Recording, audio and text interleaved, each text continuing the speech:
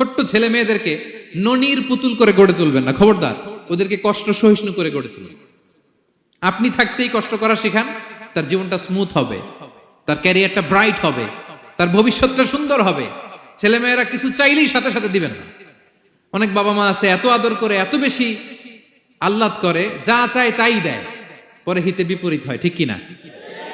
ছেলে মেয়েকে অভাব শেখান, ছেলে মেয়েকে কষ্ট শেখান, ওদেরকে সংগ্রাম শেখান, প্রতিকূল পরিবেশে কি করে টিকে থাকতে হয় এটার সবক শেখান।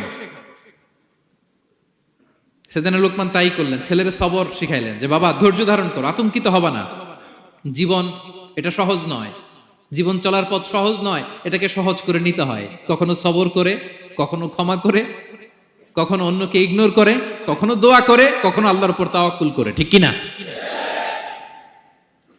ছেলে মেয়েকে আদর করে বোঝাবেন, বাবা এখন তুমি বাবার হোটেলে খাও, মায়ের হোটেলে ঘুমাও। সারা জীবন এমন চলবে না, দুনিয়াটা বড্ড কঠিন, এখানে কেউ কাউরে জায়গা করে দেয় না, নিজের জায়গা নিজেরই করে নিতে হয়, ঠিক কিনা? ছোটবেলা থেকেই তাকে দৃঢ় মনোবলের করে তুলতে হবে যে বাবা দুনিয়াটা এত সহজ নয়, এটা সহজ করে নিতে হয়। This is the life hacks. এই লাইফ হ্যাক গুলো আপনি শিখাবেন, লাইফ লেসন গুলো শিখাবেন। ধৈর্য ধরো, সৎ কাজের আদেশ দাও, মন্দ কাজের নিষেধ করো। এগুলো করতে গেলে একটু বাধা বিপত্তি আসবে, কিন্তু শেষ